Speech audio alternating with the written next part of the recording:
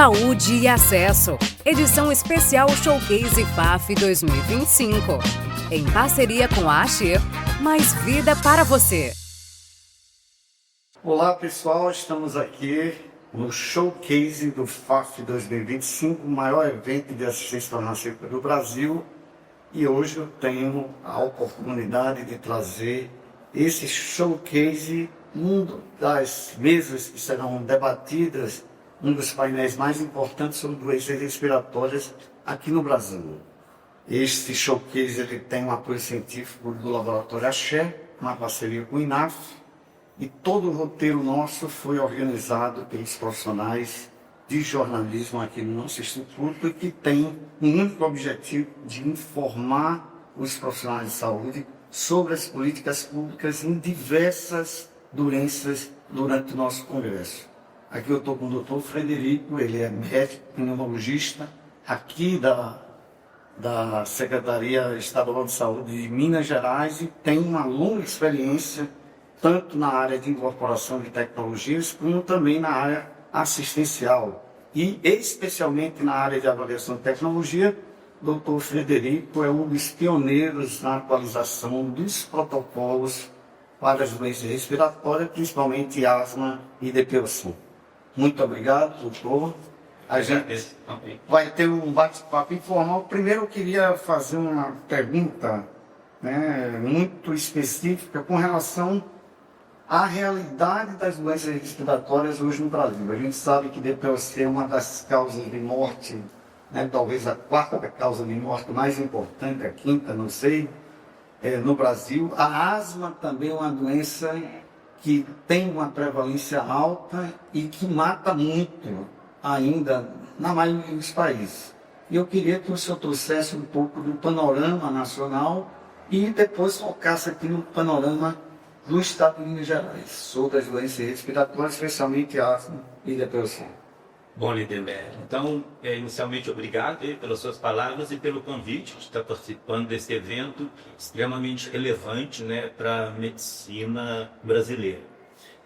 Com relação à questão das doenças respiratórias, de uma maneira geral, nós temos aí a DPOC e a asma, que são nosologias muito prevalentes, e que elas trazem vários danos, tanto ao indivíduo, quanto também uma sobrecarga na assistência, seja ela pública ou privada. Nos últimos anos, nós tivemos grandes avanços no tratamento dessas doenças.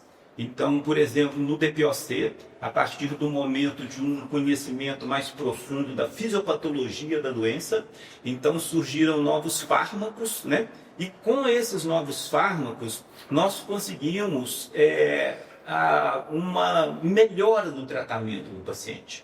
Então, hoje é muito importante o paciente ele ser bem abordado para ele ter uma classificação que a gente chama de estratificação de risco adequada. E junto disso, então, o médico vai fazer a prescrição do medicamento. Então, hoje nós temos no Brasil o PCDT de DPOC, que ele é um PCDT bom, mas ele precisa de incorporar uma nova tecnologia que já está a um passo de ser incorporada, que é a terapia tripla, para aqueles pacientes mais graves. Porque esses pacientes mais graves são os que mais sobrecarregam o sistema público de saúde, seja as UPAs, durante as crises, e seja também as UBSs, na assistência básica.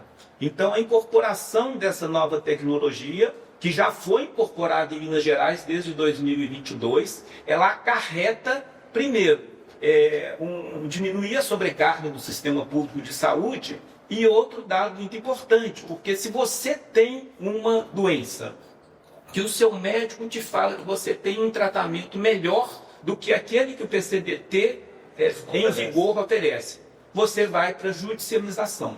E a judicialização, ela traz um gasto enorme, porque a partir do momento que você faz uma política pública, você consegue incorporar aquela tecnologia com um custo muito mais baixo. Então, lógico que tem que ser feita toda uma avaliação em relação à efetividade, e nós temos que fazer uma avaliação também do custo que aquela incorporação vai trazer para o sistema público.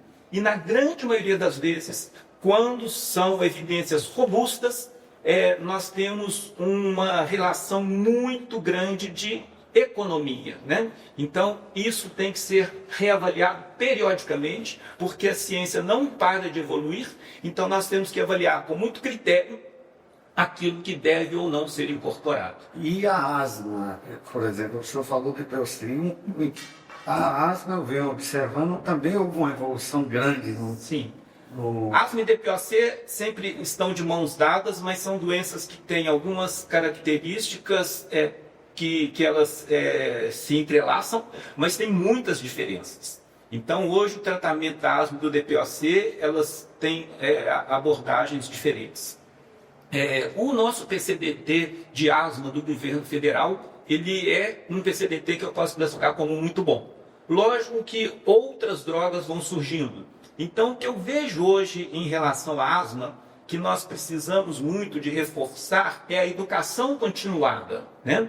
Então, a gente sabe que os pacientes, principalmente aqueles em crise de asma, hoje nós temos abordagens mais específicas, né?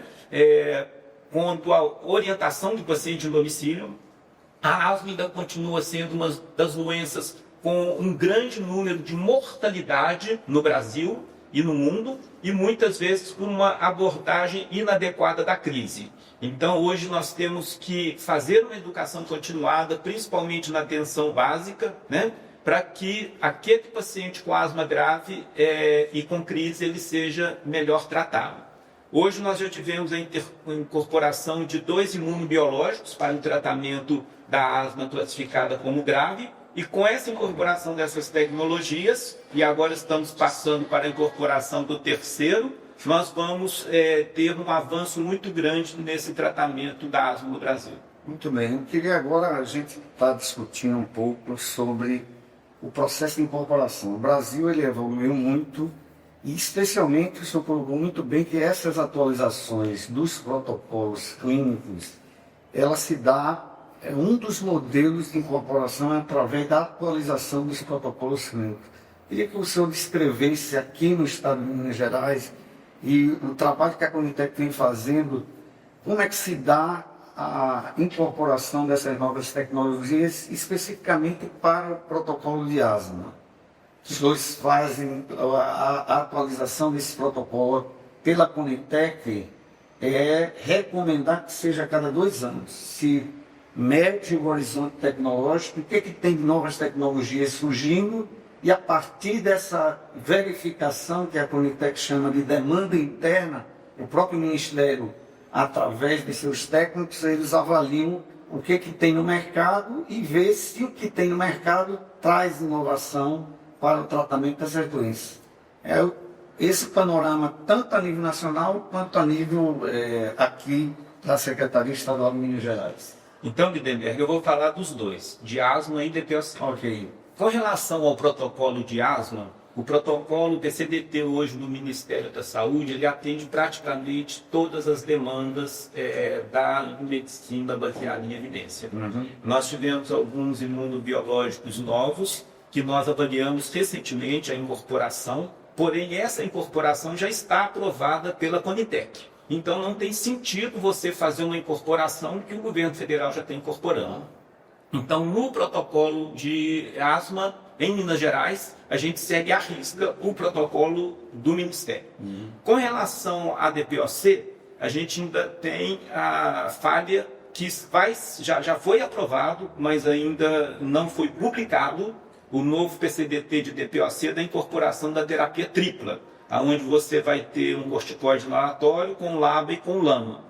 Então, esse sim, nós atualizamos o protocolo de Minas. Então, o protocolo de Minas é um dos poucos protocolos do Brasil que oferece a terapia tripla com o intuito de diminuir a judicialização. E diminuindo a judicialização, com isso nós trazemos uma melhor assistência ao paciente com uma grande economia para os cofres públicos. Muito bem, estamos aqui com o doutor Frederico, ele é médico, pneumologista, médico aqui da Secretaria Municipal Estadual de Saúde aqui de Minas Gerais, e a gente vai estamos finalizando aqui a nossa entrevista, eu queria a opinião do senhor sobre, por exemplo, a desburocratização do acesso a essas tecnologias. A gente sabe que esses dispositivos, tanto para asma, para DPOC, para doenças respiratórias, eles são dispositivos simples teoricamente simples de manejar. E quando o medicamento está na atenção básica, o acesso é muito mais simplificado, porque só precisa da receita do médico assistente para você ter acesso. Mas quando ele está no componente especializado, precisa de uma série de documentos, de preenchimento de formulário, e há pelo menos pela minha experiência, um certo descompasso do que deve estar nesse componente e o que deve estar na atenção básica, já que as tecnologias, na grande maioria das vezes, é paga pelo próprio Estado e o impacto orçamentário não é comum. Né? Como é que vias o senhor vê, na sua opinião, sua experiência, para desburocratizar esse programa e o paciente ter acesso? Bom, essa pergunta é muito pertinente, né? Principalmente com relação à asma e DPOC, né? Hoje nós não temos essas combinações de medicamentos disponíveis na farmácia popular. E a gente é da opinião que seria muito importante essa desburocratização. Esses medicamentos eles saírem dos PCDDs, onde você tem, como você mesmo falou, uma série de medicamentos, uma série de trâmites burocráticos, o preenchimento das LMEs, o preenchimento de todos aqueles documentos. O que ocorre é que esse tipo de processo ele tem que partir do governo federal. Então, a incorporação de medicamentos na farmácia popular, ele não é da governabilidade dos estados. Então, o que nós podemos fazer aqui, por exemplo, como fizemos no PCDT de asma, de DPOC, foi incorporar a terapia tripla. E são distribuídos de acordo também com os preceitos do protocolo mineiro. Agora, você desburocratizar tem que ser a nível federal. Então, esse é um trabalho que eu vejo, porque eu tenho conversado muito com a doutora Margarete Dalton, que foi a presidente da Sociedade Brasileira de Pneumologia, e agora o doutor Ricardo Murim Correia, que é o atual presidente, sobre esse processo. Então, eu acho que esse processo ele demanda uma firmeza, né, das sociedades, né, de doenças respiratórias, tanto a sociedade de pneumologia, de pediatria, porque nós temos muito crianças asmáticas, de alergia, para que a gente consiga a incorporação desses medicamentos na farmácia popular. Mas isso foge da governabilidade dos estados. Essa decisão tem que ser tomada a nível federal. E assim, é muito importante colocar o que o doutor Frederico está trazendo, é que eu escuto muito o trabalho no hospital universitário da Universidade Federal da Bahia, e lá os médicos, o paciente vai para o município, ele não tem acesso porque está faltando, tem problemas na compra dos medicamentos, e uma das alternativas mais fáceis que ele tem é ter acesso a esses produtos no programa Aqui Tem Farmácia Popular, onde a gente está vendo exemplos de mudança no perfil epidemiológico de determinadas doenças, porque o acesso é facilitado, seja diabetes, né, com a dapagliflozina, por exemplo, que foi uma droga recém-incorporada no rol da farmácia popular, e acho que essa opinião é muito válida, que o senhor está trazendo. Agora, é muito importante que as sociedades científicas e o próprio Estado, enquanto assento no CONAS, ele possa, né, de certa forma, brigar por esse acesso a partir de um programa desse, que Aqui Tem Farmácia Popular. Bom, acho que preenchemos aqui a nossa entrevista. Eu queria agradecer ao doutor Frederico, dizer que foi uma honra estar entrevistando e inaugurando algo muito importante aqui no FAF, algo inovador, que é o showcase. E esse showcase é trazer casos de sucesso. Aqui é um exemplo, a Secretaria Estadual de Minas Gerais, em sair com protocolos clínicos, né, a atualização desses protocolos, inclusive antes do próprio governo federal. Então, muito obrigado, e deixo aqui a saudação final ao senhor. Bom, eu que gostaria de agradecer a oportunidade e também parabenizá-los pelo evento, né, porque é uma oportunidade esses eventos científicos, né, para reunir, né, as pessoas que têm o empoderamento para a construção de políticas públicas no nosso país. Então, eu acho que isso é muito importante e a gente tem que estar sempre de mãos juntas, né? A assistência, o gestor público, a indústria farmacêutica, porque o nosso objetivo principal é o quê? A medicina de qualidade para o nosso paciente. Muito bem. Obrigado, pessoal, e até a próxima. Saúde e Acesso, edição especial Showcase FAF 2025. Em parceria com a AXIR, mais vida para você.